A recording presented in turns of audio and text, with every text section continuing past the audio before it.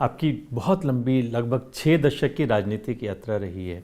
आपने राजनीति के हर दौर को देखा है। एक समय था कर्पूरी ठाकुर, डॉक्टर राम मनोहर लोहिया, जयप्रकाश नारायण, दीनदयाल उपाध्याय जी का, जिसमें सामाजिक विषमता को दूर करने की बात की जाती थी। लेकिन आज की राजनीति मसल पावर, मनी पावर और अवसरवादिता पर है। क्या दौर का ये चेंज आप क्या देखते हैं? देखिए, जो wheel of history doctor Ram Manohar Lohia ने लिखी थी समाजवादियों के लिए, उसमें उन्होंने अपने ढंग से सृष्टि के अंदर होने वाले युग के परिवर्तन को उन्होंने बताया था, कैसे आर्थिक, सामाजिक, राजनीतिक परिवर्तन होते रहते हैं। तो उस समय का दौर था जब अंग्रेजी राज के से हिंदुस्तान मुक्त हुआ था, और उस समय के राजनीति करने वालों पर स्वतंत्रता आंदोलन का प्रभाव था।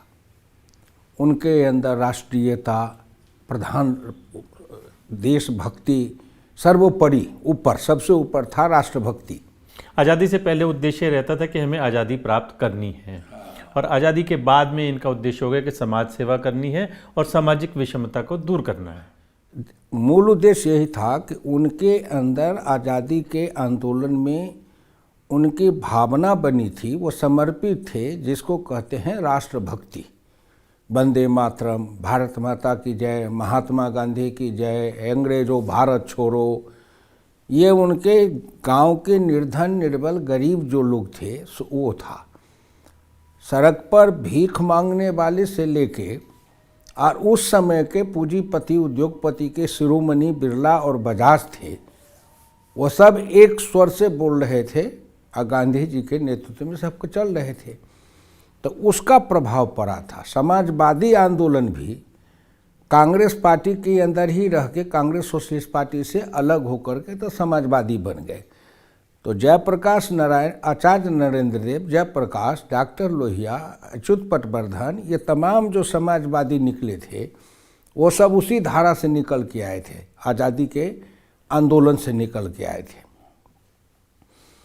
उस समय भी जो जनसंघ के संस्थापक के रूप में जो प्रारंभ किए पंडित दीनदयाल उपाध्याय आदर्श बने, वो भी उनके ऊपर भी उसका प्रभाव था।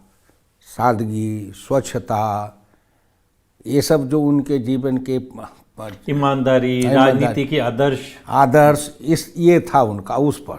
तो सब उस रास्ते से चले। तो तब था पसीना, परिश्रम, पुरुषार्थ और आदर्श के लिए समर्पण, ये था उनका। धीरे धीरे धीरे धीरे सत्ता के संघर्ष चलते गए। जो लोग थे उस समय नेतृत्व देने वाले, वो गांधी चले गए, लोहिया चले गए, जयप्रकाश चले गए, नरेंद्र देव चले गए, दीनदयाल चले गए। तो एक हिसाब से मेरी राय में मूल पार्टी थी कांग्रेस। जो जो कांग्रेस के चरित्र में, सिद्धांत में पतन होते गया, उसी का प्रभाव दूसरे दलों पर भी पड़ता गया, क्योंकि कांग्रेस सत्ताधारी दल थे। इस पर डॉक्टर लोहिया ने एक बार लोकसभा में कहा था कि मैं कांग्रेस को मिटाना नहीं चाहता, मैं कांग्रेस को कमज़ोर करना चाहता हूँ, और इसलिए कि कांग्रेस के अंदर जो दुर्गुण है, उस दुर्गुण का प्रभाव दूसरे विरोधी दलों पर भी पड़ता है। तो इनके कारण सभी दल में जो विकृतियां पैदा हो रही है, उससे देश बचेगा। बचाने के लिए कि इसमें सुधार आवे। लेकिन अब बढ़ते बढ़ते आए तो न कांग्रेस में गांधी है न नेहरू है, कांग्रेस में अब न गांधी है न नेहरू है, उनका नाम है, नेहरू का वंश है, नेहरू के नाम पर है। तो ये फर्क हो गया उसमें। तो अब जो राजनीति है वो है सुख, सुविधा, संपन्नता, स्वार्थ, इसकी राजनीति है। अब बहुत कम लोग हैं जो अपने सिद्धांत और अपने राह के प्रति समर्पित हैं, बहुत कम लोग हैं। मुझे लगता है कि ऐसे ही जो लोग, कुछ लोग बचे हैं, उन्हीं के कारण आज भी राजनीति की धारा बची हुई है।